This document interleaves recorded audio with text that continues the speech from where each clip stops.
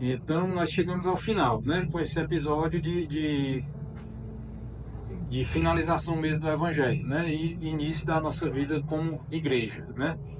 É, Até aqui já tinha sido, né, feito bastante coisa aqui por Cristo, né? Já tinha realizado bastantes obras e ensinamentos e tudo mais. Mas é aqui que ele, após a ressurreição, ele dá a nossa missão para nós que ficamos aqui, né? E será muito interessante a gente fazer essa análise aqui desse capítulo 28. E como sempre, a gente vai começar naquela nossa metodologia, né, de ler, né, alguns trechos e tentar ir extraindo alguns sentidos mais profundos, baseados sempre nos santos padres da igreja, né? E especialmente esse capítulo no, no livro do Papa Bento XVI, né, que é um livro chamado Jesus de Nazaré, né? Então o capítulo 28, né, começa assim: no fim do sábado, ao raiar do primeiro dia da semana, Maria Madalena e a outra Maria foram ver o sepulcro. De repente houve um grande terremoto. Um anjo do Senhor desceu do céu e, aproximando-se, removeu a pedra e sentou-se nela. Sua aparência era como de um relâmpago, e suas vestes brancas como a neve. Os guardas ficaram com tanto medo dele que tremeram e ficaram como mortos. Então, sempre aquela pequena recapitulação, né? O final do capítulo 27, após a morte de Cristo, retirado da cruz, colocado no sepulcro, né? E feita aquela preparação sumária, né? Rápida, porque já estava com o tempo exíguo, né? Já estava anoitecendo, e a partir da sexta-feira à noite, pela situação lá dos judeus, não se podia mais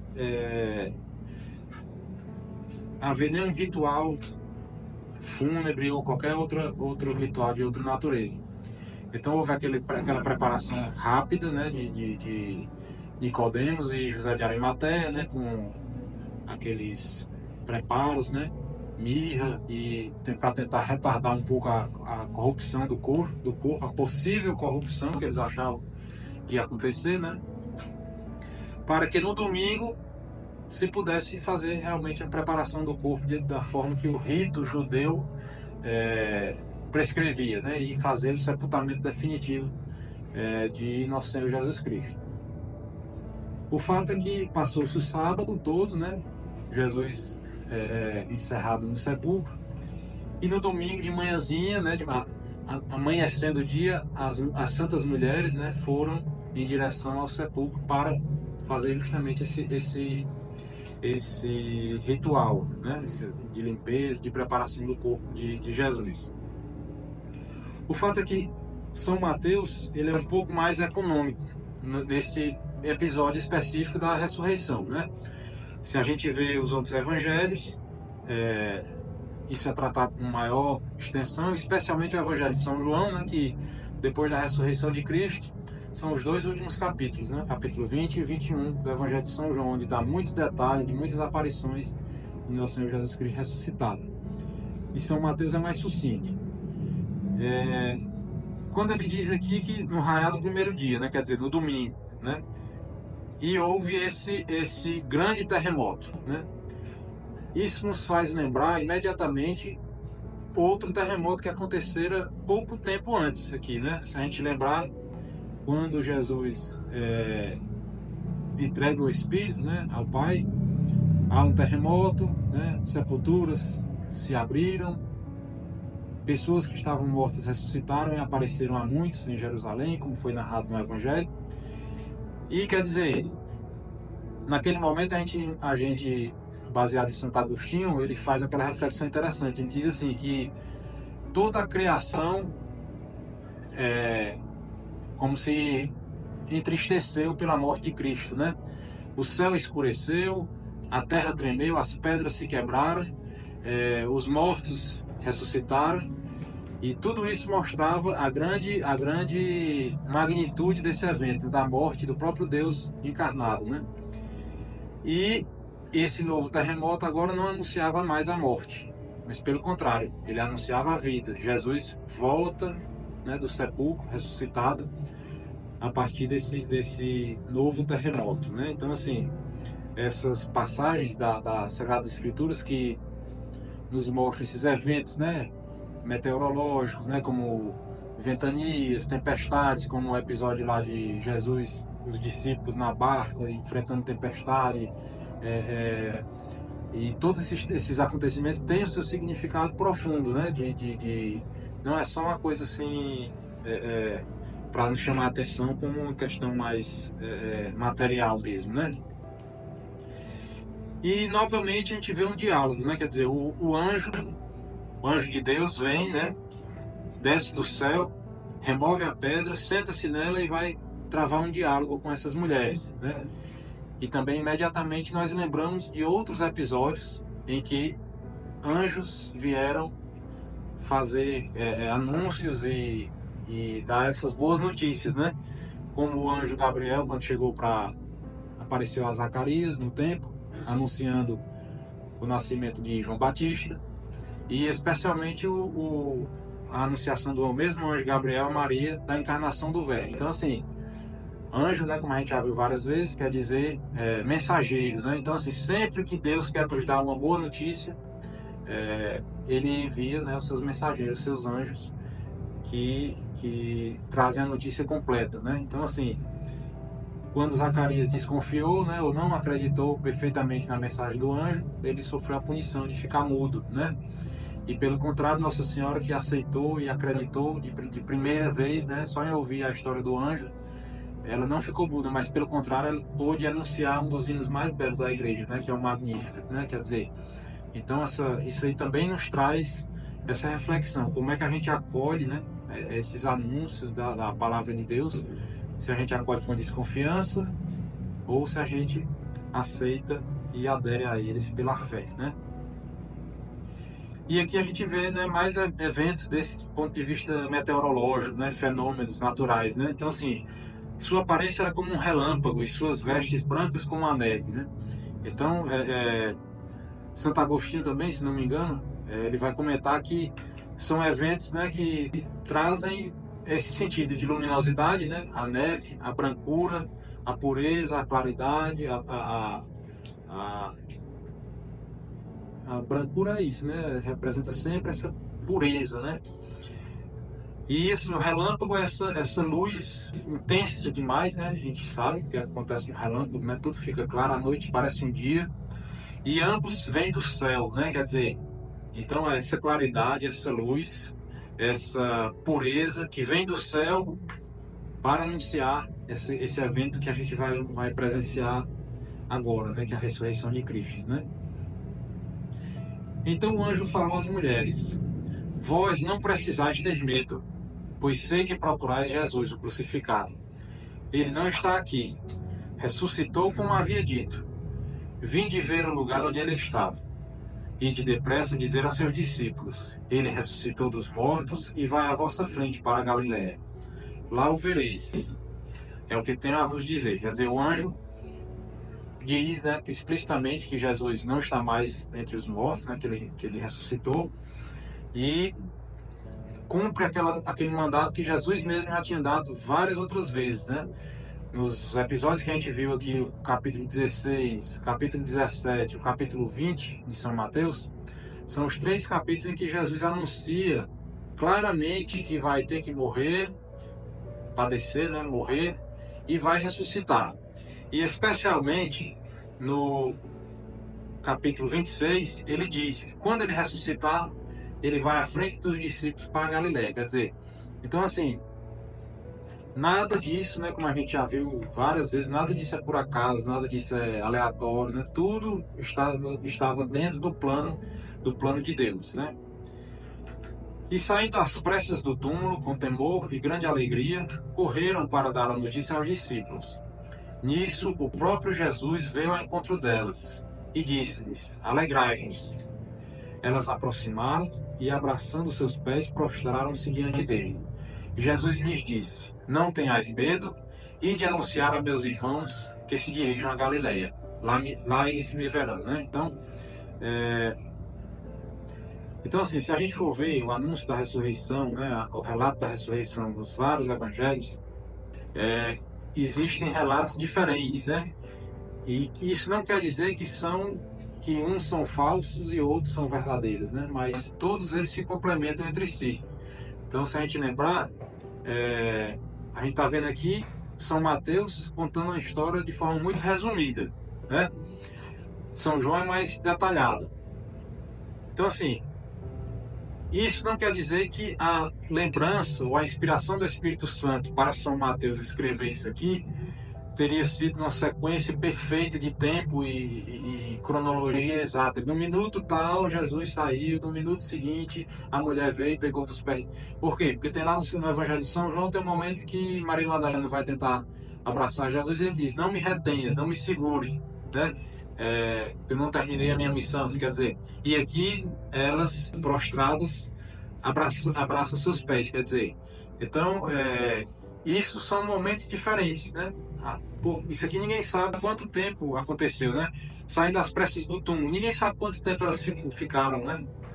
Todo esse tempo que o anjo aparece, abre, tem esse diálogo, e elas ficam lá com temor e alegria, ninguém sabe quanto tempo elas ficaram, aparece Jesus, elas o confundem com o jardineiro, né? Como diz lá no Evangelho de São João, perguntam onde é que colocaram o corpo de Jesus, aí só quando ele fala é que elas percebem que é o Rabi, né?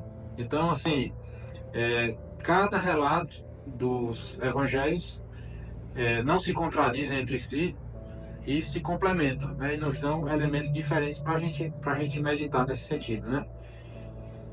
E a gente percebe a diferença, né, dos diálogos, né? O anjo diz assim, não temam, né? Não tenham medo. Sempre que um anjo aparecia a algum personagem do Antigo Testamento, ou mesmo do Novo Testamento, né, até Zacarias, ele começa com essa mensagem, né? Não tenha medo, porque, né, uma aparição assim que a gente não tem ideia como é que é isso aí, né? Um anjo aparecer é uma coisa muito impactante, né? E Jesus, quando aparece, ele não diz isso, né? Jesus, pelo contrário, diz alegrai-vos, né? Quer dizer, no momento que a gente percebe mesmo que é o próprio Jesus ressuscitado em corpo ali, a mensagem dele é de alegria, né? Porque a partir de agora, como a gente vai ver, é que começa, né, de verdade a missão do próprio Cristo em nós, como igreja, né? Mas ele disse alegrai-vos, mas ele também disse não tenhais medo. É bom também, né?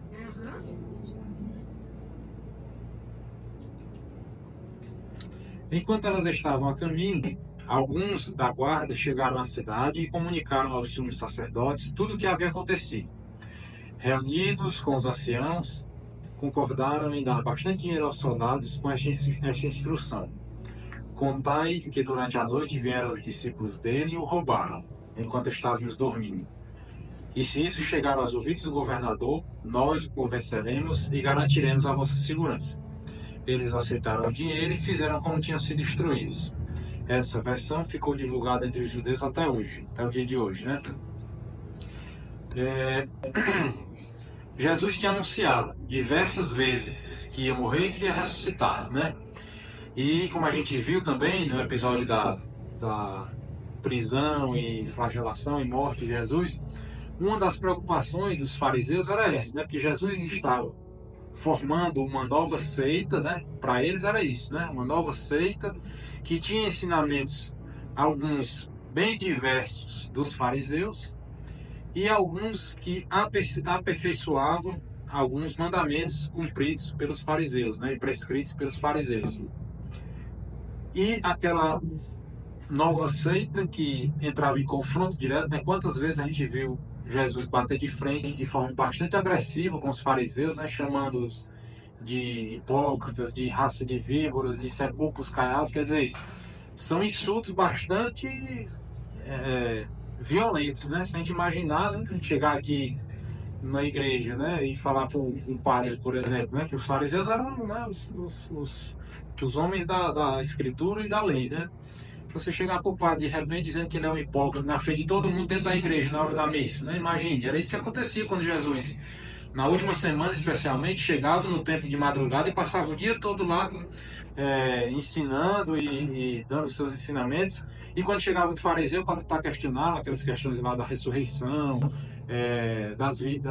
das viúvas, como é que ia ser, as viúvas que tiveram mais maridos, como é que ia ser no céu, quem é que ia ser o esposo, todas aquelas questões, e Jesus os rebatia e rebatia fortemente, né?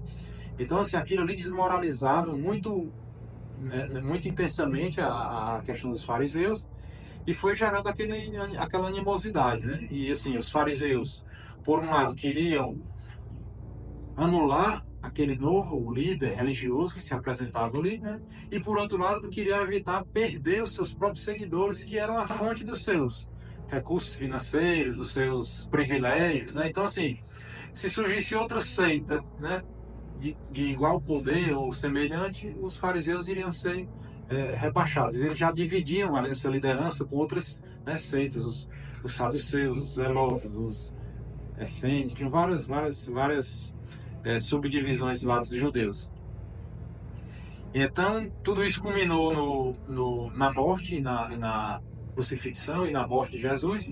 E os fariseus, não contentes com isso, né, quando souberam da história do sepulcro vazio, quiseram, mais uma vez, maquinar mais alguma situação para tentar anular essa influência, né? Porque, bom, se Jesus realmente, né, ele morreu, eles achavam que tinha resolvido o problema, né? Mas agora o cadáver desapareceu, né? Então tem até um filme, tô lembrando. Não, é outro filme, tô lembrando o nome, que é justamente isso, eles dramatizando isso aí, como se o Pôncio Pilatos designasse um soldado para ir achar o cadáver de Jesus. Porque enquanto não aparecesse esse cadáver de Jesus, a coisa ia ficar, né, irresoluta, né? E esse camarada vai tentando encontrar o cadáver de Jesus, investigando e procurando e tudo, e revirando nos cadáveres lá que tinham sido crucificados, que não só foram crucificados aqueles 3, né? Aquilo ali era uma pena que era reiteradamente perpetrada pelos romanos, né? E esse filme é interessante. No final, esse camarada acaba se convertendo, né? Ressurreição, não, né? Exato. Interessante. Então, assim, tudo isso não está explicitamente no Evangelho, mas desde que não contradiga, né? Não vá contra as nossas verdades de fé, né? São elementos que nos fazem pensar e ter mais elementos de imaginar o que é que realmente aconteceu, né?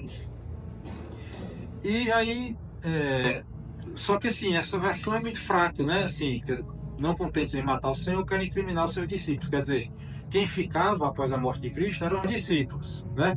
Então eles tinham medo também de os discípulos continuarem a pregar aquela palavra em nome de Jesus e tudo mais, e dar seguimento à nova seita que surgia, né? E imaginem só, né? Pilatos autorizou aos fariseus a selarem o túmulo lá de Cristo para aquele sepulcro não ser violado, né? Então, assim, se realmente essa versão aí pegasse de que os discípulos de Jesus teriam sequestrado, né, vilipendiado o corpo de Jesus, isso é um crime gravíssimo, né? Seria um crime gravíssimo, tal qual o crime a qual foi imputado a Cristo, né? Como sedição contra o poder romano, poder do governo romano e tudo mais. Então, assim, isso aí, você vê a que ponto pode chegar, né, a perfídia desses fariseus, né? Que aqui eles podiam terminar em mais 12 crucificados, né? De repente, esses 12 apóstolos aqui, ou os outros, ninguém sabia quem eram os 12, ou se eram 70, ou se eram 500, como Jesus vai aparecer também. Quantos esses homens iriam permitir que fossem torturados e mortos para sustentar a mentira, né? Que é justamente o que acontece na nossa vida presente, né, de todos nós, né? Que a mentira, inclusive a raiz dessa palavra, né? Mentira vem de mente, né? De coisa criada pela nossa razão. Por quê? Porque para você sustentar uma mentira, você tem que criar diversas outras situações, né? A verdade não, a verdade ela tem o poder de se impor por si só, né? Mas quando você inventa uma mentira para justificar uma determinada situação lá, Daqui a pouco, se você for questionado, você vai ter que inventar mais um, e você não sabe onde é que isso vai parar. Então esses camaradas aqui, né, o sumo sacerdote disse, né, vocês não percebem que é preciso que um só morra para a salvação de toda uma nação? Mas daqui podia ser que morresse mais 10, mais 20, mais 50, mais 100, né? Ninguém sabe. Então, assim, a coisa vai virando uma bola de neve, né? Então, e essa versão é muito fraca, né? Como Santo Agostinho também vai dizer. Como eles poderiam ter feito isso? Primeiro que dispersaram logo todos com medo, logo na captura de Jesus ali, né? No Horto das Oliveiras, né? Então, assim, eles não tinham lá essa coragem toda, né? Estavam todos trancados com medo, só Deus sabe onde é que eles estavam, né? Estavam escondidos. Havia uns soldados guardando a porta lá. A porta era pesada, um bloco de pedra desse aqui precisaria de mais pessoas para removê-la, né?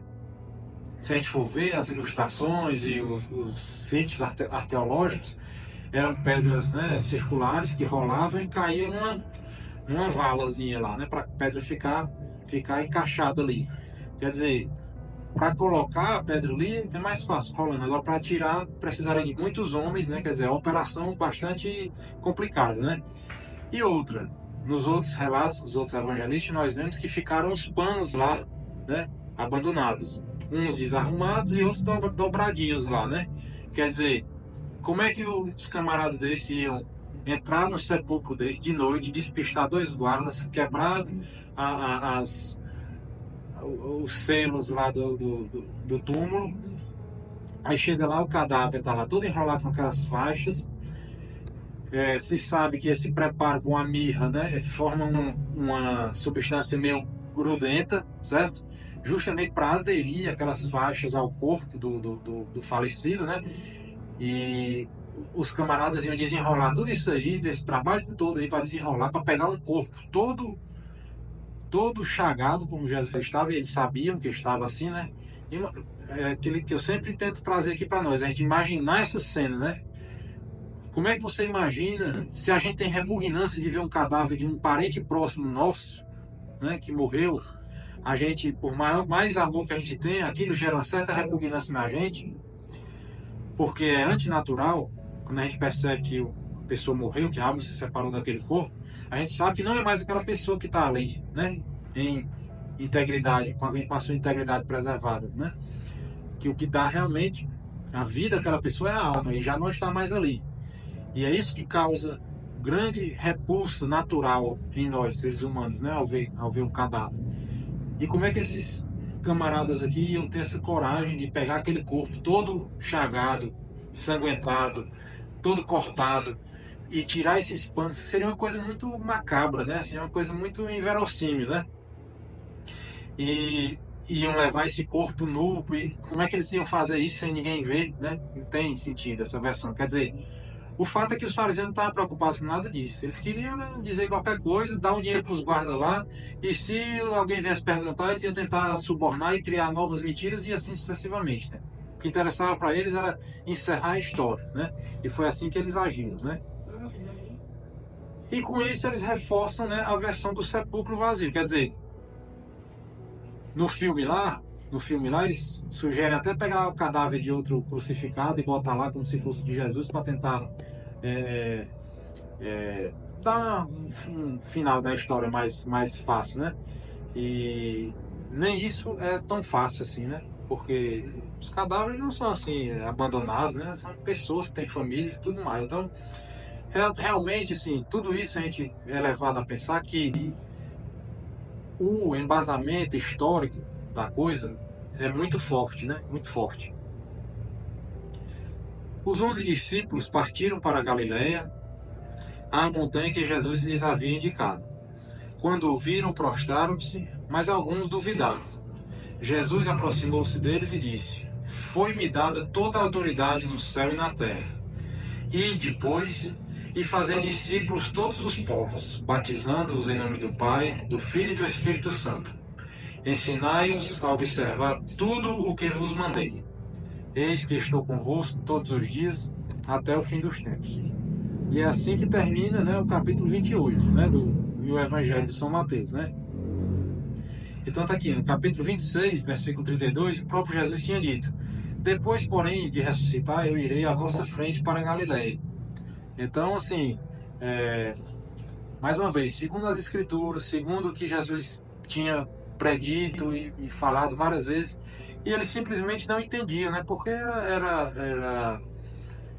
eram coisas que não faziam sentido, né? Como é que vai morrer, vai ressuscitar e precisa sofrer? Tudo aquilo que ele dizia, os discípulos não queriam acreditar que ia acontecer com aquele que era capaz de os mais diversos prodígios, de ressuscitar outras pessoas. Como é que ele mesmo ia ser submetido a tais sofrimentos, né? Então, assim, nos relatos dos evangelhos, né, são elencados 10 aparições de Jesus nos diversos evangelhos, né? 10 aparições. Jesus apareceu às mulheres junto ao sepulcro, as mesmas mulheres quando elas saíram do sepulcro em direção ao caminho, né, para os discípulos, isoladamente a Pedro, aos discípulos de Emaús, como está lá no Evangelho de São Lucas, a muitos em Jerusalém sem a presença de Tomé, depois a eles mesmos com a presença de Tomé, junto ao mar de Tiberíades, né, aquele episódio lá em que Pedro salta na água e eles vão comer peixe, né? À mesa, porque já não comeriam com ele na terra, como diz o Evangelho de São Marcos, e no mesmo dia em que ele foi elevado na nuvem, quer dizer, já 40 dias após a sua ressurreição. Então, assim, os evangelhos nos mostram essas 10 aparições de Jesus em corpo e alma, ressuscitado, né, no seu corpo glorioso. Só que, como o próprio São João diz, né, nem tudo foi escrito, né? Nem todos os livros do mundo seriam suficientes para escrever tudo que Jesus fez nesse período aí que ele passou, esses 40 dias, esses milagres que ele promoveu, né? Então, assim, a gente não sabe, né? Não tem nenhuma aparição descrita nos evangelhos da Nossa Senhora, né? E é difícil para nós pensarmos que até mesmo a primeira aparição não terá sido para Nossa Senhora, né? Que foi, como a nossa fé nos ensina, que foi a única que guardou a fé, né, inabalável, mesmo no sábado, enquanto Jesus estava no sepulcro, né? Então, assim, o corpo glorioso de Jesus, né, que é o veículo pelo qual Deus escolheu para nos transmitir todas as graças, né, e todas as bênçãos que nós precisamos para a nossa salvação e nossa santificação, de forma explícita apareceu 10 vezes, né? Mas não tem como a gente saber tudo o que ele fez nesse período aí, né? Aquele livro lá da Beata, né, do Maria Catarina, ele fala de relato sobre essa primeira aparição com a Nossa Senhora mesmo. Inclusive ela que caminha Maria Madalena para ir ao seu povo, mas está muito aflito, né? Então, tudo sobre o nascimento, vida e paixão e morte de Jesus. Segundo está lá no meio lá que dá tudo para do início ao fim. Sim. É exato como ele fez para os discípulos de Emaús, né? Ele fez toda a ligação do Antigo Testamento com os acontecimentos da sua vida. Certo. Aí Jesus disse aqui, né? Toda autoridade me foi dada, né? No céu e na terra. Quer dizer, Jesus era Deus sempre, né? Assim, quer dizer, ele precisava dessa autoridade aí, ele necessitava de alguém dar autoridade para ele, né? Não, né? Isso quer dizer para a gente que essa autoridade foi dada especificamente à humanidade de Cristo, que não é eterna, né? A humanidade de Cristo foi assumida num determinado momento da história. A pessoa divina de Cristo, a segunda pessoa da Santíssima Trindade, Logos divino, a sabedoria, né, de Deus, é eterna, né? Não tem início, né? Só que em um determinado ponto da história, Deus se encarnou e assumiu o que ele não tinha, né? Não perdendo o que ele tinha, assim que a formulação. Quer dizer, não perdeu a natureza divina e assumiu a natureza humana para poder nos transmitir o que a gente vai meditar aqui mais na frente. Então, assim, quando o sacerdote está lá, né, na missa, né, na consagração, ele diz, por Cristo, né, com Cristo e em Cristo, por Cristo. Né, por Cristo é através de Cristo, né? Eu vou para Fortaleza pela BR, né, ou pela litorânea, através de, né? Porque muitas vezes a gente pode ser levado a pensar que é assim, eu tô aqui para fazer alguma coisa para Cristo, né? Porque eu tô aqui pela saúde do Gilene, por exemplo, no hospital, mas não é isso, é ele que está fazendo algo pela gente, né? Então, através dele, por Cristo, através de Cristo, humano, sacramentalmente presente na hóstia, é que a gente vai conseguir crescer na nossa graça, né? Então, assim, através de Cristo, com Ele, eis que estarei convosco todos os dias até o fim dos tempos, né? Com Ele, né? E em Cristo. Por quê? Porque Cristo é a vida, né? Eu sou o caminho, a verdade e a vida. A verdadeira vida, né, nos foi dada através de Cristo. Por Ele tudo foi criado, e nada que foi criado sem Ele, né? Também está lá no Evangelho de São João. Isso aí foi antes da encarnação, né? No início de tudo, né? Então, assim, a partir daqui, a partir da ressurreição de Cristo, é que a sua humanidade ressurge, né, renasce com todo o poder e a autoridade para nos proporcionar agora sim a nossa salvação e a nossa santificação, né? Então nada fora dele a partir de agora é suficiente, né, para a nossa salvação e santificação.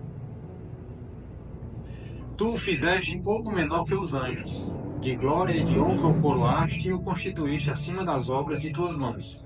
Tudo sujeitaste aos seus pés. Está no Salmo 8. Quer dizer, tu o fizeste pouco menor que os anjos. Esse salmo aqui foi escrito, sei lá, não acredito que tenha sido por Davi, né? 1000 anos antes de Cristo, né? Ele estava falando de quem? De Deus, né? Então, pouco menor que os anjos, porque a gente sabe que na escala da criação, nós, seres humanos, estamos acima de todos os animais, de tudo que foi criado, né? Tudo que é mineral, vegetal e animal, mas estamos abaixo dos anjos, porque a gente tem constituição corpórea, material, né? E os anjos não, os anjos são inteligências separadas da matéria, quer dizer, eles não têm corpo, né? Então, assim, Deus, a segunda pessoa da Santíssima Trindade, também não tinha corpo, até o momento da encarnação. E nesse momento, o próprio Deus, Pai, né, fizeste pouco menor que os anjos, de glória e de honra coroado, né, e constituído acima das obras das tuas mãos. Quer dizer, Jesus tem a dignidade, né, imensamente superior a qualquer coisa, né? E tudo sujeitaste aos seus pés. Quer dizer, toda a autoridade foi me dada sobre o céu e sobre a terra, né? Então, assim, isso mostra, mais uma mostra, que é como a gente fala, né, Santo Agostinho fala, né? Se a gente não encontrar Jesus em cada versículo da Bíblia, do Antigo Testamento, a gente não está lendo a Bíblia de forma correta, né? Está aqui, Jesus no Salmo 8, né? E Jesus nos manda, né? Fazer discípulos, batizando, ensinando e observar tudo que mandei, né? Quer dizer, fazer discípulos, esse é um mandamento de Deus, né? De Cristo, né? Fazer discípulos. Discípulo quer dizer aluno, quer dizer, né? É um seguidor. E o que é que o seguidor, um discípulo, um aluno faz? Ele ouve o mestre, né? Aprende o que o mestre ensinou e tenta fazer e imitar o mestre, né? Então, se você é aluno de um professor de inglês, você vai ver o professor falando inglês de forma perfeita, você vai tentar se esforçar para chegar àquele nível e até superá-lo, né? Então, é um mandamento nosso, né? Fazer discípulos. Hoje aqui, nós estamos, de certa forma, tentando cumprir isso aqui. Por quê? Porque a gente só faz discípulo. Bom, quem faz um discípulo é um professor. E um professor só faz um discípulo se ele souber um pouquinho a mais do que o aluno, naquela matéria específica, né? Então, nós que já somos católicos, né? Ótimo, nós temos que nos preparar, estudar, meditar as Sagradas Escrituras, ter a nossa vida de oração, nossa vida sacramental, para crescermos na nossa graça. Só para nós? Não, né? Então, assim, fazer discípulos na nossa família, no nosso trabalho, como? Da forma mais prudente. Sede prudentes como a serpente e pacíficos como as pombas, né? Então, assim, prudência é isso, é você saber quais meios empregar para atingir um determinado fim. Como é que eu vou fazer discípulos? em casa, tentando fazer as coisas direito, minha mulher, meus filhos, no meu trabalho. Aqui a gente tenta crescer um pouquinho mais de conhecimento para quando a gente tiver a oportunidade, alguém tiver uma dúvida, a gente ter como ou saber retirar ou saber onde procurar, né? Então é isso que a gente deve fazer. Fazer discípulo, batizando, né? Quer dizer, Jesus claramente institui os sacramentos, né? Só que esse batizando aqui é diferente do batismo de São João Batista, né? O batismo de São João Batista era batismo de penitência, apenas uma preparação, quer dizer, para que a gente tenha o nosso estado de graça, nós temos que estar em constante penitência, porque a nossa natureza, decaída pelo pecado original, nos inclina sempre o nosso corpo encontra a nossa alma, né? Como São Paulo vai dizer, né? E nos inclina ao pecado. Então, assim, São João Batista tinha um batismo imperfeito, um batismo preparatório. Quer dizer, primeiro você tem que pelo menos reconhecer os seus pecados, confessá-los da forma correta, receber novamente o estado de graça e daí em diante crescer na graça e poder transmitir alguma coisa para alguém também, né? Certo. Fazer discípulos, batizando e ensinando, né? Pronto, uma coisa está ligada à outra, como a gente falou, né? Fazer discípulos tem que ensinar. Para você fazer um discípulo, como é que um discípulo entra na escola, um aluno entra na escola, né? Ele se matricula, né? Não dá para uma escola, né, ensinar o menino no meio da rua, né? Tem que, então, assim, onde é que se matricula, né? Na secretaria, passarinha, né? Faz a catequese, vai ter que entrar, né? Tudo bem, pode entrar como ouvinte, né? Pode entrar como ouvinte, ainda não está bem, né? Decidido e tal. Vou lá ver se essa escola, né, tem alguma coisa legal para ensinar e tudo, né? Então o fato é que tem um lugar certo, né? Assim, é claro que dentro da nossa igreja, dentro da história e da espiritualidade da igreja, nem sempre foi do jeito que está hoje, mas houve as iniciativas, né, monásticas, né, de pessoas que se isolavam e viviam uma vida espiritual perfeita, né, de santidade, né, muitos assim, e existem várias iniciativas de vida espiritual cristã válida e promissora dentro da igreja, né, mas sempre com a orientação da igreja, quer dizer, a grande escola, né, a nossa igreja é a nossa grande mestra, né, nossa professora, em primeiro lugar, né, mãe e mestra, né, então assim, não dá para ser fora da igreja, né? Assim, nós temos que ter aquela baliza, né, da igreja, os mandamentos, a vida sacramental, a direção espiritual e as nossas atividades corriqueiramente direcionadas para Cristo, né? E ensinando, certo, ensinando, beleza, a gente ensina aqui os ensinamentos, né? O padre ensina nas homilias, as catequistas ensinam os meninos na catequese, os crismandos e tudo mais. Tudo bem, mas ensinar é uma coisa, a pessoa vai entender, beleza. E o próximo passo, Jesus diz também, a observar, ensinando a observar.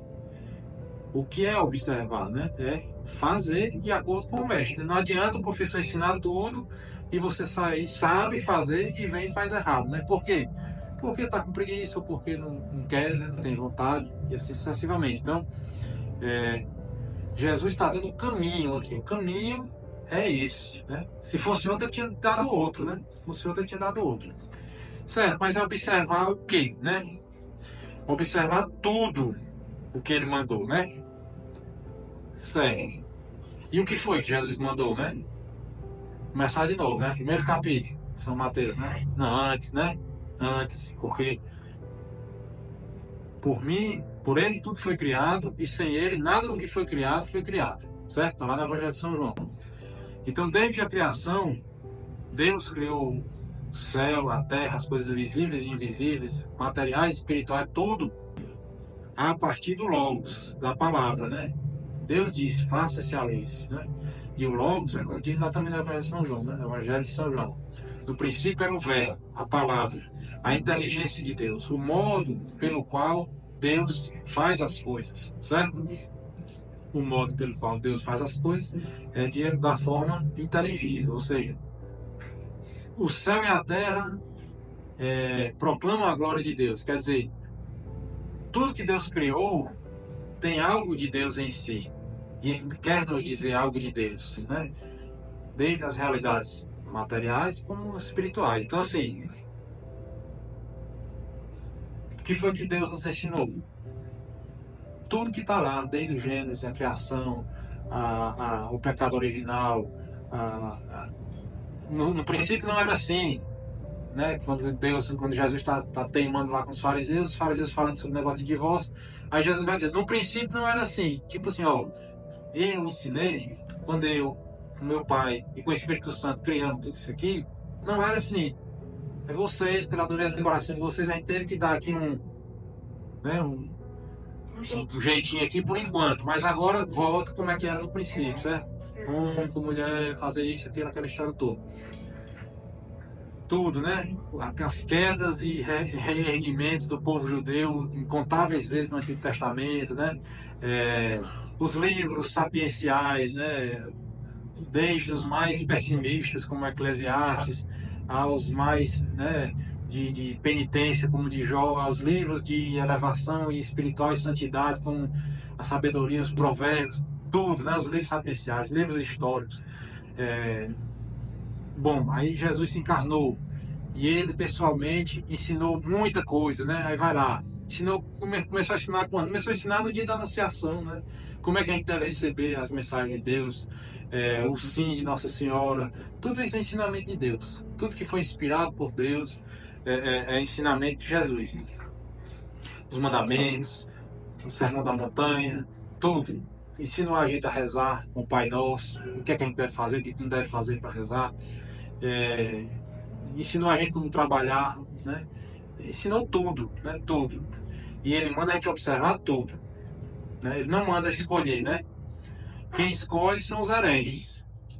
Escolhe, né? Essa palavra herege, a raiz grega dela quer dizer escolha, né? Quer dizer, o herege escolhe uma coisa. Não, eu gosto disso aqui, é legal. Eu vou seguir isso aqui. Mas isso aqui, eu não gosto não. Jesus disse, mas eu não achei legal não. Então eu vou seguir só uma parte e não seguir outra. Isso aí chama-se heresia. Então, assim, a fé, né, da nossa igreja, a gente tem que ter uma como é que é? Uma aceitação, a gente tem que aderir conscientemente, ou seja, não adianta você dizer que é católico com arma na cabeça ou com espada, como aconteceu infelizmente na nossa história, em alguns episódios, mas você tem que aderir conscientemente, entendendo, né? São Paulo fala lá em algumas cartas, essenciais aos Gálatas, né? Que é outra coisa que a gente hoje também tem uma coisa forte, assim, inclusive nossos irmãos separados evangélicos, né? Negócio de falar em línguas, né? São Paulo diz lá, eu prefiro falar 5 palavras que dê para o povo entender, mais ou menos assim, claro que não é com essas palavras, não sei decorar, mas ele diz assim, eu prefiro falar 5 ou 10 palavras sobre Cristo que dê para as pessoas entenderem, para que elas creiam, do que eu passar aqui tantas horas falando em línguas, em êxtase, não sei o que e tal, né? E a gente vê que muitas vezes nossas práticas, nossas, que eu digo, nós seres humanos, de uma forma geral, né? E algumas vertentes protestantes é muito presente isso aí, né? Aquele negócio de línguas que eles dizem que é aquela língua, ninguém sabe que língua são essas, né? O fato é que Deus fez as coisas com razão, tá lá também, na sabedoria. Razão, peso, proporção, medida, São Paulo também vai dizer isso aí. Então, as coisas que Deus fez foi com ordem, com hierarquia, tem as coisas mais importantes, as menos importantes, as mais sérias, as que dá para você ter uma tolerância maior ou menor. E a igreja, pela sua sabedoria, pela sua dignidade que foi conferida pelo próprio Cristo, né? Assim como a gente vê nos evangelhos, já vimos, né? Tu és Pedro, sobre esta pedra edificarei a minha igreja, e Pedro, tu, quando fores confirmado, confirma os seus irmãos e apacenta as minhas ovelhas e meus cordeiros. Então, assim, a igreja foi constituída, né? A nossa igreja, né? O verdadeiro depósito da fé em todas as verdades que Cristo deixou. Quer dizer, a gente já conversou sobre isso também. Quer dizer que quem nunca ouviu falar de Cristo não vai se salvar, só se for batizado na igreja. Deus só exige, né, o que é possível, né? Então, assim, Deus inscreveu no coração de todos, né, a lei natural, né, que todas as civilizações percebem isso. Então, assim, esses que não tiveram a graça de receber a notícia do Evangelho de Cristo e tudo mais, também podem se salvar. Nossa igreja acredita nisso, desde que vivam vidas virtuosas, percebendo a divindade, a espiritualidade das coisas e vivendo conforme a lei natural. Só que essa não é a forma ordinária e mais provável e própria de salvação, né? Senão Cristo não tinha se encarnado, tinha deixado tudo do jeito que está. Ele veio para nos dar, na sua imensa misericórdia, na sua imensa generosidade, nos dar meios concretos e ensinamentos concretos para que nós nos salvemos e nos santifiquemos, né? E a gente sabe que o ser humano deixado ao Deus dará a tendência de não dar certo, né? Bom, mas foi isso que Cristo ensinou, né? E essa é uma das manifestações da Trindade, né? Mais uma das manifestações da Trindade, né? Porque está lá, como nossos irmãos protestantes também dizem, né? Tudo, só na Escritura, só o que está escrito, só o que está na Bíblia, né? Certo, mas não tem dizendo, por exemplo, na Bíblia, que Deus é só Deus em 3 pessoas, né? Não tem. Você vai aurindo isso aí dos evangelhos, das Escrituras, em vários momentos, você vai vendo que a igualdade de dignidade entre Jesus e Deus, quando ele se coloca em pé de igualdade, as manifestações do Espírito Santo também em pé de igualdade. Então, a igreja vai extraindo isso aí até que um momento se proclama um dogma da Trindade, por exemplo, que eu não lembro exatamente qual foi o conselho que a igreja determinou, que é uma das muitas, incontáveis, né, contradições dos nossos irmãos protestantes. Eu só acredito no que está na Bíblia, não sei o quê. Certo, mas você acredita na Trindade? Acredito. Certo, mas quem disse que Deus é Trindade foi a Igreja Católica. Não, beleza, tudo bem, mas... então a Igreja Católica é um negócio de Constantino que transformou a Igreja não sei o quê, não sei o quê. Certo, mas eles só acreditam no que é antes de Constantino. Tá bom. Mas o dogma da Santíssima Trindade é depois de Constantino, foi 400 e não sei quando. E agora? Ele não sabe, porque não sabendo, não sabe, né? Se souber, vai tendo que as verdades são, como é que é? Verdade conhecida, verdade obedecida. Se você sabe uma verdade e vai contra ela, é o caminho do erro e de uma depressão, e no final das contas, para nós, como um professor meu diz, descer ficar rodando na rodinha de hamster do capeta, né? Que é o capeta só deixando você rodando, aquele ratinho rodando aquela bichinha, né? Você fica só rodando a bichinha e esperando o dia de se arrebentar, né? Então, é isso, né? Procurar se informar, né? Procurar estudar, procurar aprender com fontes confiáveis, né? Onde é que está na Bíblia dizendo que são 4 evangelhos? Tinha outros evangelhos, surgiram outros evangelhos de outras pessoas, tinha outros livros que eram utilizados até como livros litúrgicos nos primeiros séculos da igreja, né? Um livro chamado Pastor de Hermas, um livro chamado a Didaquê, as cartas de São Clemente, eram lidas nas celebrações da fração do pão nos primeiros 200, 300 anos ali da igreja, até que a igreja bateu o martelo e disse, os livros são esses, e esses estão fora, não pode ser lidos ou tidos como inspirados pelo Espírito Santo. Então, a autoridade é necessária e essencial para tudo na nossa vida humana, né? A gente sabe disso na nossa casa. Na casa que não tem autoridade, que não tem uma hierarquia, que não tem quem manda e quem é mandado, ou no nosso emprego, na nossa escola, onde quer que seja, não funciona, né? A coisa tende para desagregar e desconfigurar. E Jesus diz lá, né? Estarei convosco todos os dias até o fim dos tempos. Só que Jesus também diz, eu vou para aquele que me enviou, né? Em João capítulo 16, quer dizer, como é que ele vai ficar e ele vai, né? Ele vai ficar e vai embora, né? Quer dizer, o que é que tem de um lado, né, do caminho, que está presente de um lado e de outro? Você vai atravessar o rio, né? Só tem uma coisa que está presente de um lado do rio e do outro lado do rio, né? Que é a ponte, né?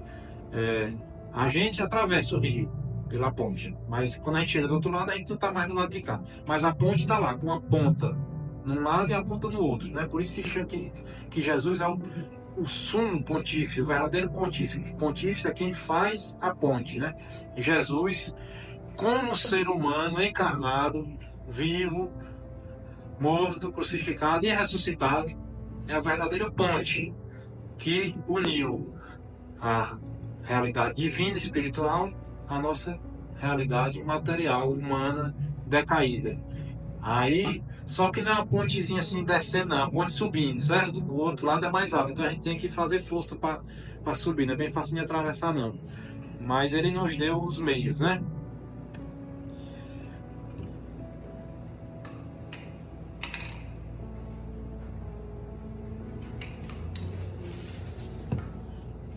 O capítulo 28 terminou, é isso, né? Basicamente é um resumo, uma recapitulação e uma fórmula que Deus, né, Jesus, nos deu para conduzir a nossa vida. Daí em diante, né, continua a vida de igreja, né? Vai haver, né, os Atos dos Apóstolos, as cartas de São Paulo e tudo mais, e essa fé bruta, recente, nova, essa mensagem, esse evangelho, né, foi sendo explorado, enriquecido, desenvolvido organicamente, quer dizer, de forma natural e conforme a sua natureza, quer dizer, a fé e a vida em igreja foi se desdobrando de acordo com os princípios, né? Então, a igreja de São Paulo, veio a conversão de São Paulo, veio os primeiros discípulos, veio São Lucas, veio Barnabé, veio não sei quem, que foram viajando e foram disseminando a palavra de Cristo, foram bater em Roma, na Espanha, não sei aonde, e estamos aqui hoje, né? Mas a fé originária, ela determina o que é que vai acontecer no futuro, né? Porque senão a gente está em contra da nossa fé. E nesse caminho houve as heresias, que a gente acabou de falar. As heresias que surgiram, muitas vezes não eram por má vontade, por maldade daquelas pessoas. Não, eles estavam também interessados em descobrir a verdade, que era muito difícil, né? Você entender o que é que tinha acontecido, né? Certo, Jesus, mas ele é Deus. E como é que é isso? Uma pessoa só é Deus e é homem. E tem esse Espírito Santo aí, como é que é isso aí? Então, tudo isso foi se desenvolvendo de forma orgânica.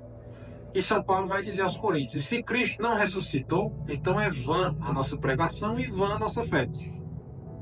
Até esse fato da ressurreição de Cristo, tudo era incompreensível, era sem sentido, né? Nada fazia sentido, né? Como é que pode, né?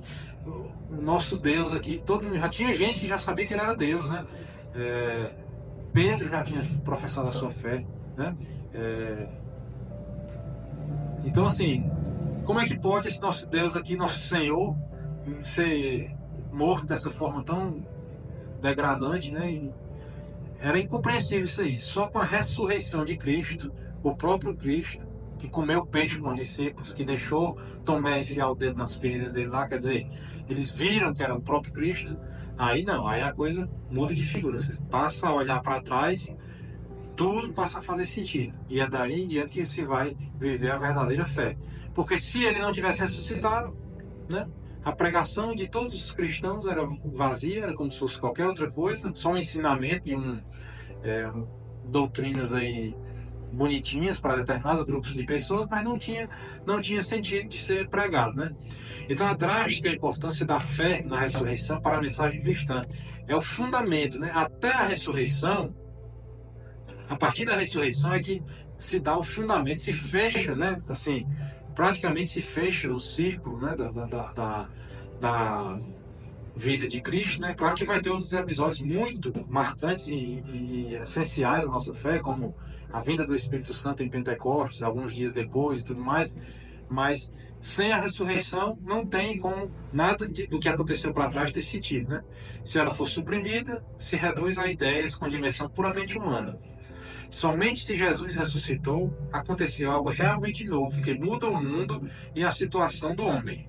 Jesus torna-se critério porque Deus manifestou-se verdadeiramente. Quer dizer, até aqui, tudo que aconteceu tinha sido de forma humana, vamos dizer assim, né? E a partir desse momento que Jesus se tornou essa ponte, né? E esse caminho para nós ascendermos até Deus, é que realmente faz sentido a nossa vida cristã, né? Então, Cristo existiu no passado e continua a existir no presente. O que houve historicamente, né? O Papa Bento XVI se pergunta no livro dele, Jesus de Nazaré, né? Então, foi um evento totalmente novo, totalmente diferente, diferente de todas, até as ressurreições que o próprio Jesus promoveu, né? Como a gente vai ver daqui a pouco. Ao descerem da montanha, Jesus ordenou-lhes que não contassem a ninguém o que tinham visto, até quando o Filho do Homem ressuscitasse dentre os mortos. Eles guardaram para si o que foi dito, mas discutiram sobre o que significaria esse ressuscitar dentre os mortos, né? Isso aqui é um episódio após a transfiguração, que a gente acabou também meditando no capítulo 17, que há um bom tempo atrás, né, que a gente desenvolveu bastante essa ideia aqui, e sempre com essa tônica, né? Tudo isso que Jesus fazia, né? Bom, Jesus se mostrou em corpo glorioso, em seu corpo glorioso, nesse momento da transfiguração, né? Se a gente lembrar, né? Subiram para a montanha, seu rosto brilhou como uma neve, né? Suas vestes ficaram brancas, e apareceram Elias e Moisés e conversavam sobre o que Jesus ia ter que passar, sobre a sua paixão, né? Que era um passo necessário para completar o plano de Deus. Certo, aí acabou-se essa história, acabou-se a transfiguração, Jesus voltou ao normal e disse para eles, ó, não digam nada disso para ninguém, só quando eu ressuscitar. E como é que é? Imagina, né? O cara acabou de dizer que vai sofrer, apanhar, morrer na mão dos escribas, anciãos e tudo mais, e ainda vem com esse negócio de ressuscitar. Que história é essa, né? Porque só uma parte dos judeus acreditavam nessa parte de ressurreição, né? Que é os saduceus, se não me engano. Então, assim, não era uma crença difundida, né? Não era uma coisa que era natural, era uma coisa estranha, né? Então, assim, Cristo vinha revelando verdades muito difíceis de serem assimiladas, né? E a ressurreição de Cristo não foi uma simples reanimação, como, né? O jovem de Naim, né? O filho daquela viúva que estava sendo velado, e Jesus vem e ressuscita, né? A filha de Jairo, da mesma forma. Outros casos de ressurreição que tem no Antigo Testamento, como Eliseu, né? Que ressuscita uma criança. O próprio São Paulo ressuscita um menino que cai da janela lá nos Atos dos Apóstolos. Então, e mesmo os casos que a gente vê hoje na medicina, a gente vê muitos casos de reanimação, né? De pessoa que está virtualmente morta por alguns minutos e consegue ser reanimada através de procedimentos médicos, drogas, choque, coração e tudo aquela história toda. E inúmeros, incontáveis relatos dessa experiência de quase morte, né? Que aquela pessoa que volta à vida depois de ter passado aqueles minutos ali em morte clínica, descreve coisas que não teria como elas saberem se de fato elas não tivessem saído, né? Não é o termo apropriado, mas saído daquele corpo por alguns instantes, né? Então, a ressurreição de Cristo é diferente de tudo isso, né? Por quê? Porque todas essas pessoas voltaram a morrer, né? Todas essas pessoas reviveram em seus próprios corpos para a sua vida natural e em algum momento voltaram a morrer, né? E mesmo aqueles que ressuscitaram no dia que Jesus morreu, né, que ressuscitaram das suas tumbas, vieram a morrer novamente. A ressurreição de Cristo foi uma evasão para o gênero de vida totalmente novo, para uma vida já não sujeita à lei de morrer e da corrupção, mas situada para além disso. Uma vida que inaugurou uma nova dimensão do ser homem. Quer dizer, Cristo veio nos dar de presente, né, assim, ele veio nos dizer, ó, se Adão não tivesse pecado lá atrás, a coisa tinha dado assim, vocês iam estar no paraíso terrestre até hoje, é uma beleza, né? Não sei quantos edifícios já de 500 andares precisavam ter, mas era uma beleza. Aí houve todo aquele problema, pecado original e tudo mais, e o próprio Deus revela lá no Proto-Evangelho, capítulo 3 do Gênesis, né, que da semente, né, da mulher vai surgir um que vai resgatar isso aí, só que a turma achava que era para resgatar, para deixar tudo do jeito que era antes. Mas onde abundou o pecado, superabundou a graça, também diz São Paulo, né? Então, assim, Cristo vem nos dar de presente algo que a gente nunca poderia sequer imaginar, né? Que é o quê? Participar na vida eterna, participar da vida divina, participar em plenitude da glória de Deus, né? Segundo a nossa plenitude individual, cada um. Então, assim, uma vida que inaugurou uma nova dimensão do ser homem. A gente deve agora. Quem não vai querer buscar isso, né? Sabendo que existe? Até esse momento eles não sabiam que existia isso, essa possibilidade. Eles achavam que quem morria ia para o Sheol, né? Como é que é? Sheol, né? A Nação dos mortos lá, o seio de Abraão, ia ficar com os antepassados, como todas as culturas, né? Os gregos pensavam assim e tal. Ninguém imaginava assim que ia poder gozar da vida eterna junto com Deus e com os santos. Não era uma coisa disseminada nas religiões, nas crenças diversas, né? Isso foi uma mutação decisiva, um salto de qualidade, uma nova possibilidade de ser homem que interessa a todos e abre um novo gênero de futuro para nós. Quer dizer, é isso, né? A partir do momento que a gente sabe, teve notícia disso aí, teve esse evangelho, essa boa notícia, né? Passa a ser uma obrigação nossa buscar e direcionar tudo que a gente faz na nossa vida para isso, né? Cristo saiu para uma vida nova, saiu para a vastidão de Deus e a partir dela que se manifesta aos seus. Quer dizer, agora, Cristo ressuscitado, glorioso, presente em corpo, alma, sangue e divindade na nossa Eucaristia, presente através de nossos sacerdotes ordenados pela sucessão apostólica, presente nos ensinamentos da igreja, na nossa vida de oração. Vá, se tranque no seu quarto e ore. E Deus que está no escondido vai, né, te atender, te ouvir, né? Quer dizer, Deus está presente no interior mais íntimo da nossa alma. Né? Deus está lá na luz inacessível da eternidade e ao mesmo tempo está dentro de nós, acessível a nós, sempre que a gente queira, né, se colocar na sua presença e fazer as nossas orações de forma devota, né? Cristo ressuscitou dos mortos como primeiro, né, como primícia dos que morreram. Como em Adão todos morrem, assim em Cristo todos serão vivificados. Né? Aquela história que a gente vê sempre, aquela visão alegórica, né? O Adão é uma figura de Cristo, né? Imperfeita, que pecou, e Cristo veio para reparar aquilo e elevar em dignidade, né? Então, assim, como a gente falou aqui, a gente podia ser só como Adão, né? Antes do pecado, que já seria uma coisa que a gente não consegue nem imaginar, né? Imortalidade, saúde plena, harmonia com a criação, ausência de eventos de sofrimento, de cataclismos naturais, tudo isso não existia no paraíso, né? Só isso, sem imaginar, já é uma coisa muito tentadora, que inclusive é utilizada por várias ideologias políticas, né, que existem hoje aí, que querem nos prometer isso aí, né? Paraíso na Terra, que não é isso que Deus nos prometeu, né?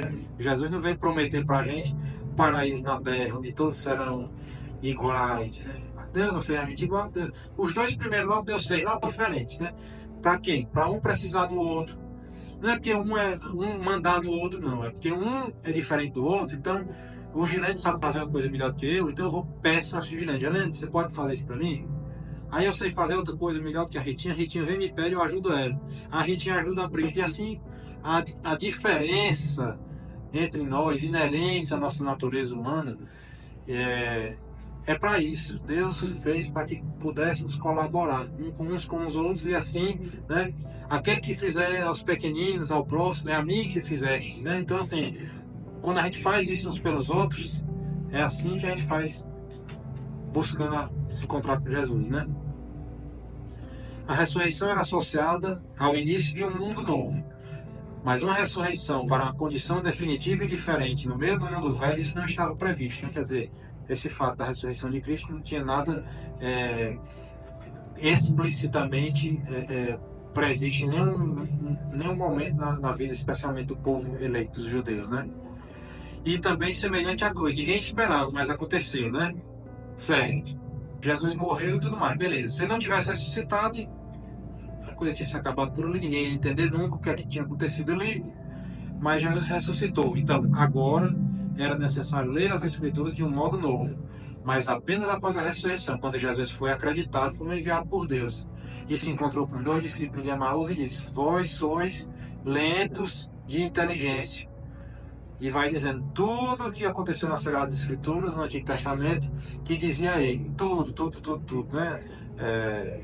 A canção o Cântico do Servo Sofredor, de Isaías, todos os episódios que Jesus está presente lá, né? Prefigurado em 2, 3, 4 mil anos de eventos plasmados nas Sagradas Escrituras, né? Então os discípulos são conquistados pela realidade. É verdadeiramente isso, né? Essa frase que São João diz, né? Quando eles veem Jesus lá ressuscitado na beira do lago, que Jesus fala alguma coisa, São João diz, é Ele, é o Senhor, né? E sempre é essa dinâmica, né? Sempre que desde que Jesus ressuscitou, a turma não reconhece ele de cara, mesmo quando vê, né? Maria Madalena ouviu e pensou que era o jardineiro, né? Outro viu e não reconheceu e tudo mais. Mas quando Jesus fala, né? Alegrai-vos, né? Ou não tenhais medo, ou pede pão para comer, pede peixe, ou faz um gesto, né? Os discípulos de Emaús reconheceram Jesus quando ele parte o pão, né? Quer dizer, eles caminharam 11 quilômetros, foram daqui até a Vaza Grande, andando com Jesus a pé, uma caminhada boa, conversando e Jesus explicando as coisas para eles. E eles não reconheceram Jesus, mas no momento que se sentaram à mesa e Jesus partiu o pão, foi que eles perceberam que era o Senhor e Jesus desaparece, né? Quer dizer, São Tomás vai dizer, né? Deus fala através de palavras e coisas, né? Então, assim, tem coisas que a gente vê a presença de Deus claramente na nossa frente, né? Fatos que acontecem conosco, né? Coisas que a gente pede que às vezes acontece ser atendido ali imediatamente, praticamente. Outro dia você vai dormir pedindo a coisa, no outro dia a coisa acontece para você. Todos nós temos essa experiência, né? E não pode ser só sorte, né? Porque senão é muita sorte, né? Muita sorte. Mas é muito bonito quando os discípulos dizem, não ardia o nosso coração quando ele falava nessa caminhada. É muito lindo. Eles reconheciam algo diferente, mas só vieram saber mesmo ao partir do pão. É como acontece direto pra gente, né? Numa missa, o padre tá ali na homilia, tem missa que pra você passa ali, parece que não lhe disse nada, né? Mas pra um bocado de gente disse alguma coisa. Aí eu tô conversando besteira aqui com você, de repente alguma coisa, alguém vem dizer depois, rapaz, aquilo ali que você disse. Pois é, nem quem que vai aqui, não. Sei como é que vocês aguentam. A ressurreição entrou no mundo por algumas aparições misteriosas, a uns poucos escolhidos. Diante disso, toda dúvida desvanecia, surgiu uma coragem absolutamente nova para testemunhar. Quer dizer, aqueles discípulos, né, medrosos, né, fugiram, né, não tinham coragem para nada. Quando veio Cristo, pronto, muda totalmente, né? Você vê aquilo tudo que você tinha convivido ali nos últimos anos, que achava que tinha acabado, aparece de uma forma muito superior e de uma forma inimaginável, né? Quer dizer, então, agora vamos lá, se a gente se bota a trabalhar para eleger um vereador, quando a gente se anima assim com um vereadorzinho, né? Rapaz, esse cara é bom, vou trabalhar para eleger esse vereador. A gente se anima e a eleição é bom demais, 3 meses de luta e brigando, nem dorme, nem nada. Imagina se a gente visse de Deus ressuscitado na nossa frente. Tem um episódio as navegações portuguesas e tudo mais, e os portugueses saíram descobrindo a África, tudo, até a Índia, né? Aí lá na Índia, até hoje tem igrejas portuguesas, né? De 500 anos aí para trás. Aí os hindus é outra religião deles lá, né? Vaca, elefante, tudo é Deus para eles lá, né? Aí tem um episódio lá que tinha uma igreja lá em determinado lugar e um indiano chega lá para um dos portugueses e começa a perguntar como é que é essa história aí dessa igreja, como é que funciona a sua religião aí. Aí diz, não, assim tá aqui, ó, essa caixinha aqui, ó, o sacrário aqui, ó, Deus está aqui, Jesus está aqui, nosso Deus está bem aqui, né? Aí o indiano pergunta para ele, né?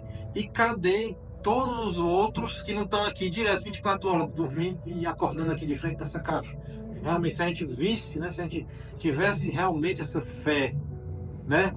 Que é isso mesmo, da forma como a gente sabe que é, mas não consegue viver, né?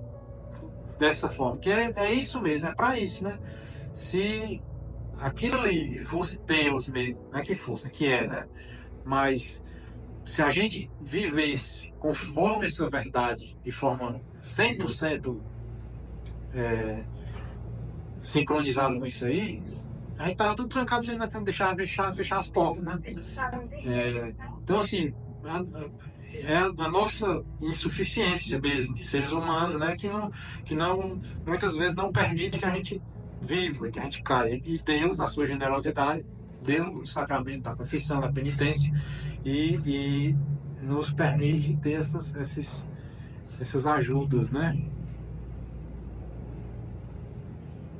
Eu vos transmiti antes de tudo o que eu mesmo recebi, a saber, que Cristo morreu pelos nossos pecados, segundo as Escrituras. Foi sepultado e ao terceiro dia foi ressuscitado, segundo as Escrituras. E apareceu a Cefas, depois aos 12. Mais tarde apareceu a mais de 500 irmãos de uma vez. Depois apareceu a Tiago e depois a todos os apóstolos. Por último apareceu também a mim, que sou como um abortivo, não nascido fora do tempo. São Paulo aos Coríntios. Sempre eu gosto de reforçar isso aqui, né? Que a nossa tradição, com T maiúsculo, como o Padre Márcio pode dizer, é igual, né? Tem o mesmo peso para nós das Sagradas Escrituras, assim como o magistério da igreja, né? Porque um sem o outro não se sustenta. É um banco de 3 pernas, né? Se você tira uma perna, o banco cai, não se sustenta. Não se sustenta. Segundo as Escrituras, quer dizer, não foi por acaso, né? Um dos exemplos é isso, os cantos do servo servo sofredor, né? No capítulo 53 de Isaías, né? Uma descrição que, se você soubesse a história e fosse escrever uma vida de Cristo, assim, não podia ser tão parecido, né? Morreu por nossos pecados, quer dizer, outro gênero de morte, né? Jesus aceitou morrer verdadeiramente, como ele morreu, sua alma se separou do seu corpo, que é isso que é morrer, de forma verdadeira, só que de uma forma diferente, né? Por mais contraditório que posso dizer, né? O evento em si da morte de Cristo foi verdadeiro, mas ele aconteceu de uma forma diferente, quer dizer, a nossa morte deriva do pecado original, né? Nós tínhamos o dom, né? Adão tinha o dom e Eva tinham o dom de não morrer, a graça dada por Deus de não morrerem. Com o pecado entrou a morte, né? Então, assim, a partir dali, a nossa natureza humana tende inexoravelmente para a morte, para a separação da alma do corpo e para a corrupção do nosso corpo, que vai ser ressuscitado ao final dos tempos. Mas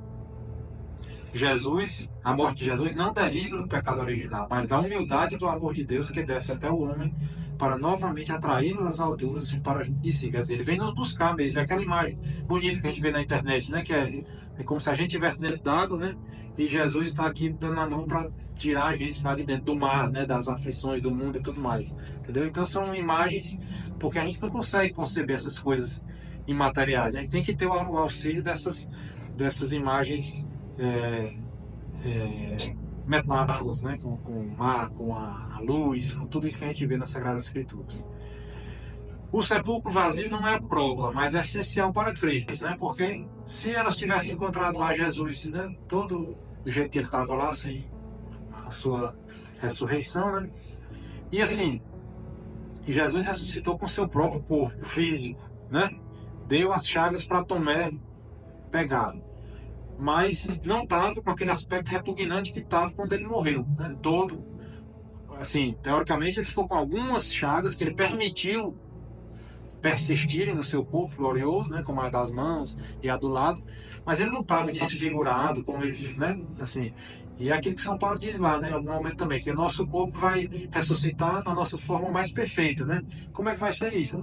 Tem especulações, mas tu sabe, né? A gente sabe que Jesus ressuscitou na sua forma mais perfeita, no seu corpo, né? Não abandonarás minha alma no Sheol, e não permitirás que teu santo veja a corrupção.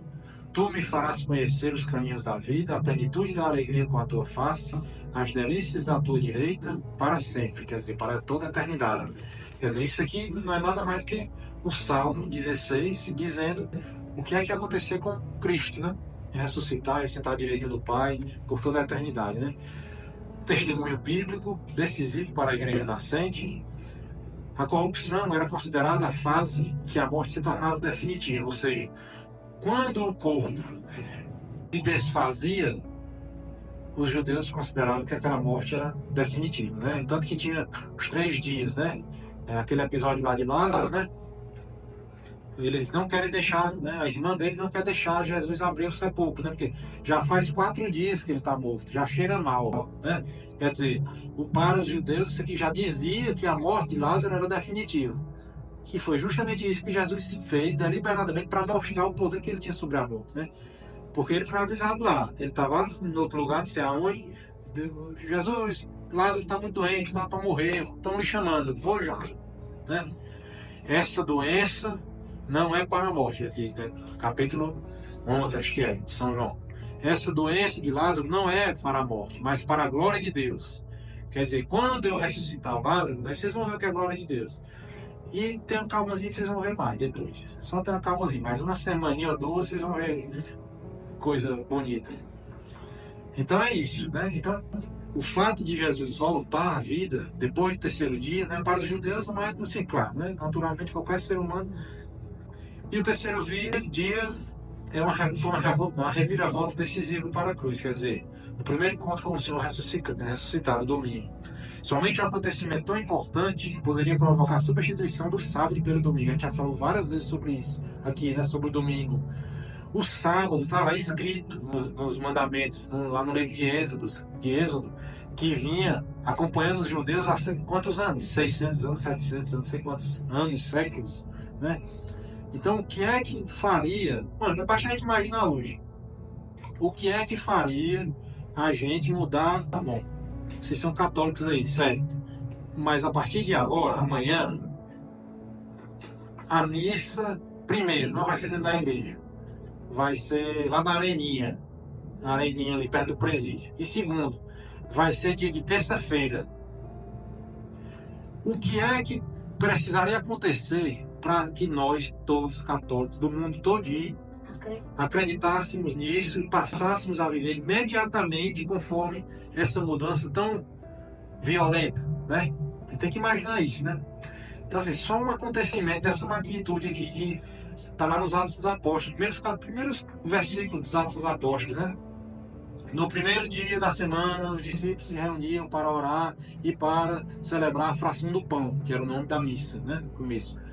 Então, assim, foi logo nas primeiras semanas, acabou esse negócio de sábado, acabou-se. São Paulo vai dizer que tudo isso, as festas, as leis, o sábado, eram sombras de que vinha a acontecer verdadeiramente, que veio se manifestar com a ressurreição de Cristo, né? Tudo isso é subsídio, é motivo para a gente meditar no nosso texto.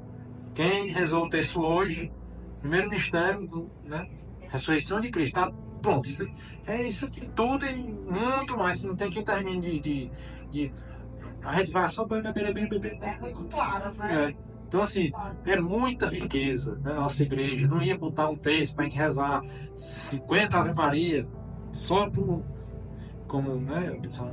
É para isso que a gente reza o texto, né? Para a gente parar para pensar nisso aí e agradecer, dar graças a Deus de tanta generosidade de a gente ter isso aqui para a gente acreditar. Coitados e diante precisam olhar para umas vacas no meio da rua e achar que aquilo ali é Deus, né? Coitado deles, né? Assim, e as outras religiões aí, né? Nós somos realmente agraciados e com isso nós temos essa lição de tentar, de alguma forma, transmitir alguma coisa. Primeiro a Pedro, né? Apareceu a Pedro, confirmando e renovando-lhe a missão eclesiológica.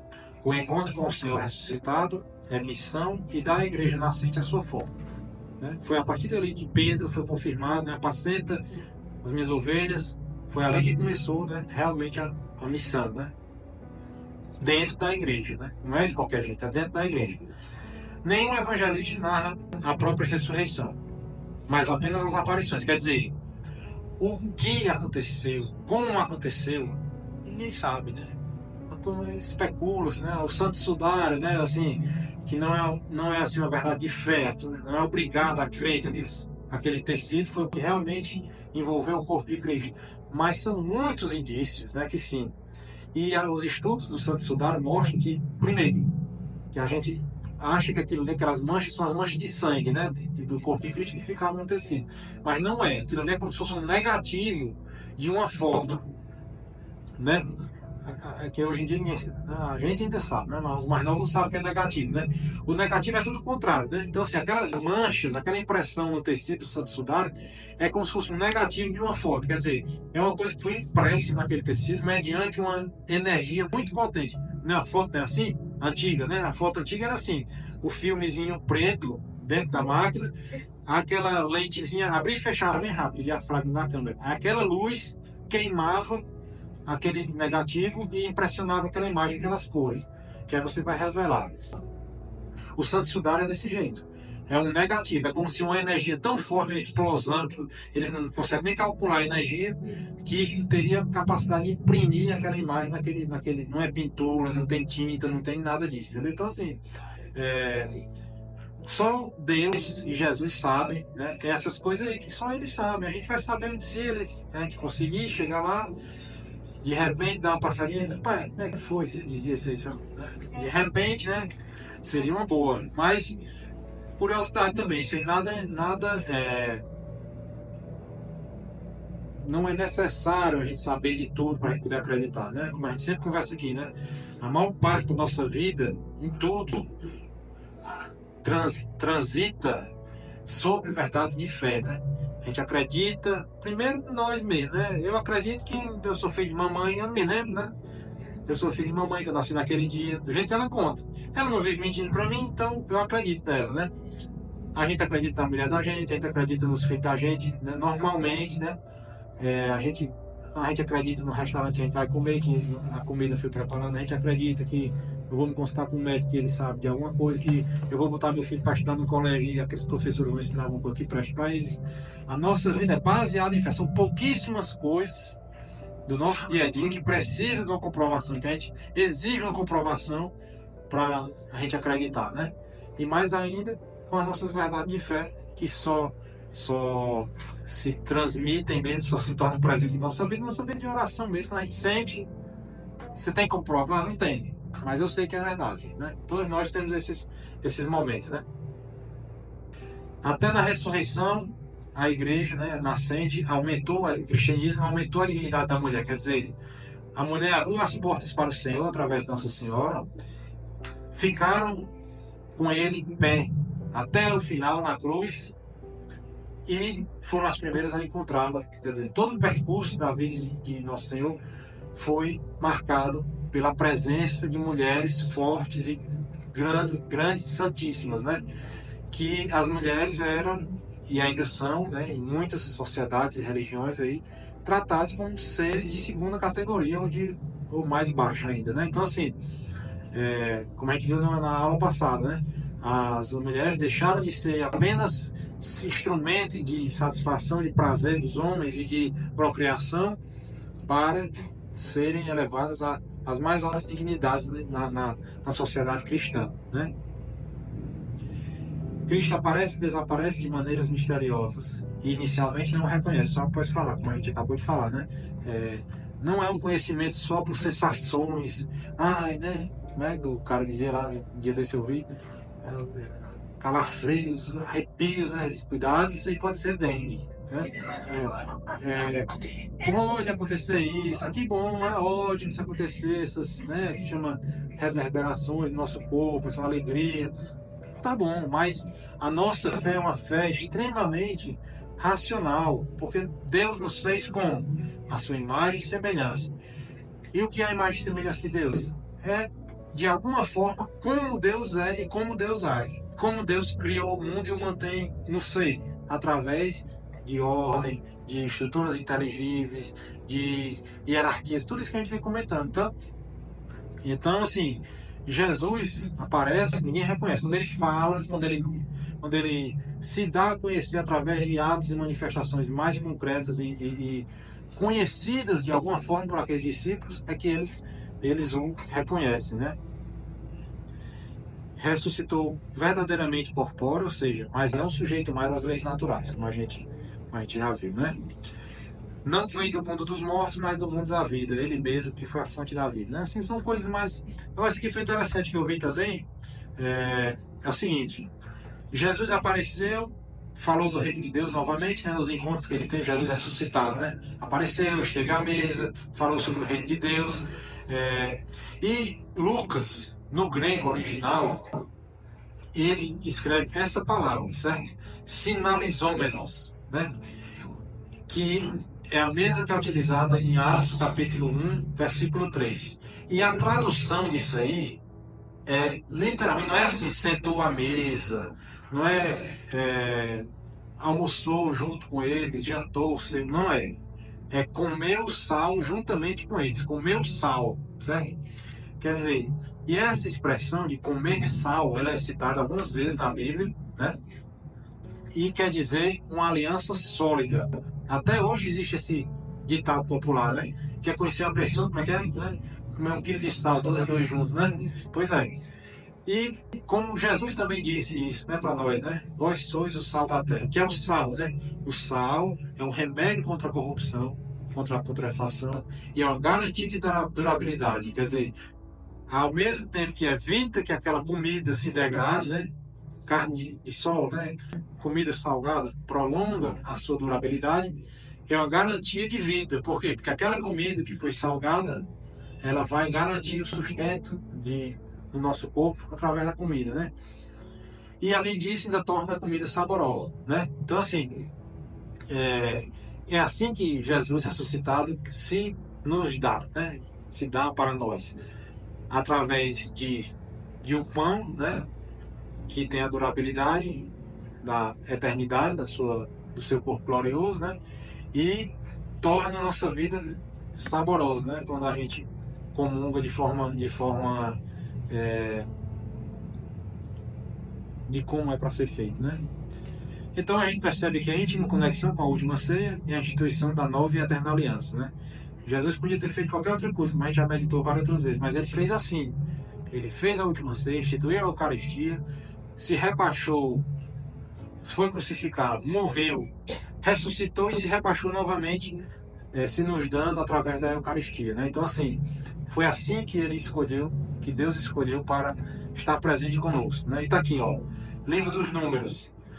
É uma aliança de sal, aliança perene diante do Senhor, para ti e para a tua descendência contigo. Trecho lá de Números, que é utilizado essa mesma expressão, lá no Antigo Testamento. Quer dizer, a todo momento a gente vai reconhecendo a presença de Jesus no Antigo Testamento. Não sabeis que o Senhor, Deus de Israel, concedeu a Davi e a seus filhos por aliança incorruptível. A nossa tradução está assim, aliança incorruptível, mas no latim está lá, pactum sales, que quer dizer pacto de sal, que é a mesma palavra que São Lucas usou. O reinado sobre Israel para sempre, está lá em 2 Crônicas. Então, assim, são coisas que a gente não sabe, eu não sei bem, mas você vai estudando os grandes santos, doutores da igreja, e os nossos sacerdotes têm essa formação, e então tem como nos direcionar para essas verdades, né? Tá terminando. Então, ainda com essa história do sal, né? Todos serão salgados com fogo. O sal é bom, mas se o sal for insosso, com que o temperareis? Tende sal em vós mesmos e vivei em paz uns com os outros. São Marcos. Vós sois o sal da terra, Jesus vai dizer lá no Sermão da Montanha em Mateus, né? Então, assim, esse mistério, né? Jesus quis estar conosco dessa forma de convivência íntima mesmo, de refeição. Tem poucas coisas, né? Poucas coisas na nossa vida a gente faz com tanta intimidade, né? Entre as pessoas que se amam, do que refeições, né? Refeições, né? São os momentos mais agradáveis da nossa vida, normalmente, né? Fora do ponto de prazer sensível mesmo, né? É uma das coisas mais prazerosas que tem, são as reuniões baseadas nessas refeições, né? Não é simplesmente um bicho que senta, um cavalo, um boi que vai para uma tina comer milho ou risídio. Não é isso, né? Nós, seres humanos, temos a nossa dimensão material, corporal, precisamos de comer para escapar, para sobreviver, mas a isso, a nossa natureza divina agrega outros componentes que são muito mais superiores. Quantas mulheres não deixam de comer, né? Deixam de comer os melhores pedaços da comida para dar para o marido, ou para dar para aquele filho que chegou de viagem, ou tem quem conte essas histórias, né? Quer dizer, só o ser humano é capaz disso, e só a parte divina do ser humano é capaz de fazer isso, porque a parte demoníaca e pecaminosa do ser humano é que faz o camarada deixar o outro morrer de fome para comer, né? E se salvar de forma egoísta, né? Então o Senhor atrai novamente os discípulos para a aliança saborosa e duradoura consigo, através da participação na sua paixão, na força purificadora do seu sofrimento. Não tem como desligar uma coisa da outra, né? A paixão e a ressurreição. Cristo ressuscitado não era um fantasma e não era uma experiência mística como qualquer outra. Quer dizer, o fantasma é alguém do mundo dos mortos que aparece de alguma forma no mundo dos vivos, né? E as experiências místicas descritas até nas Sagradas Escrituras, como os êxtases de São Paulo, né, que ele fala lá aos Coríntios que ele não diz ele, né, mas todo mundo sabe que foi ele, que foi até o terceiro céu e teve uma experiência mística e tal. São Tomás de Aquino teve uma experiência mística no final da vida que disse que, diante daquilo que ele viu, tudo que ele escreveu era palha, podia tocar fogo e não valia nada. Imagine só um daquele escreveu. Então, assim, não é um espírito elevado à contemplação das realidades eternas. Não são um encontro com uma pessoa que externamente se aproxima de mim. Quer dizer, Cristo ressuscitado é uma pessoa, né? A gente crê que é uma pessoa, outra pessoa, que vem se encontrar conosco de uma forma extremamente agradável e amável, né? Numa refeição, que é a nossa Santa Missa, e que nos dá essa energia, esse ânimo para viver nesse vale de lágrimas, como diz a Salve Rainha, né? Foi um acontecimento histórico que abarca e transcende toda a história. Quer dizer, toda a história, quando tudo se acabar, como Cristo também disse que vai acontecer, vai permanecer só essa realidade, né? Salto de qualidade, né? Quer dizer, como a gente já falou também, a partir de agora o sangue e o espírito têm um lugar em Deus, falava o Tertuliano. E esse trechozinho que a gente vê também na época do Advento, né? E que parece que no hebraico ela pode ser escrita dessas duas formas e tem dois significados diferentes. Maran-atá, que quer dizer o Senhor veio no passado, e Maranatá, como a gente canta, né? Vinde, Senhor. Vocês sabem qual é a última palavra da Bíblia, o último versículo, os últimos 3 ou 4 palavrinhas da Bíblia? Estarei convosco. Da Bíblia, do Apocalipse, né? A gente fala na missa, toda missa. Vinde, Senhor Jesus. As últimas palavras da Bíblia, né, do Apocalipse, né? Que a gente fala isso toda a vida na missa, né? E vinde, Senhor Jesus. É a esperança, a virtude da esperança, informado pela nossa fé, que é isso aqui que a gente está fazendo, tentando entender melhor as coisas e compreender, para alimentar a nossa esperança de chegar a ter esse contato com Jesus, né? Vem, Senhor Jesus. Amém. Vem, Senhor. Foi uma erupção da história para a eternidade, porque Deus se manifesta aos poucos e não a todos. Papa Bento XVI pergunta: esse é o mistério do agir suave de Deus pelo poder da verdade. Pede a fé respeitando a liberdade. Quer dizer, Deus age suavemente, fala baixo no nosso ouvido. Não vem gritar, não vem pegar a gente à força. Diga, só falta uma coisa para terminar. Vem, Senhor Jesus, mas a saudação final é: a graça do Senhor Jesus esteja com todos. Amém. Amém. E o Papa Bento XVI termina dizendo assim: como, na verdade está faltando o oi, como Tomé, metamos a nossa mão no lado traspassado de Jesus e professemos: meu Senhor e meu Deus. Então, foi essa a reflexão que a gente tirou aqui do último capítulo, né? Fico feliz que a gente tenha terminado essa jornada de 2 anos, né?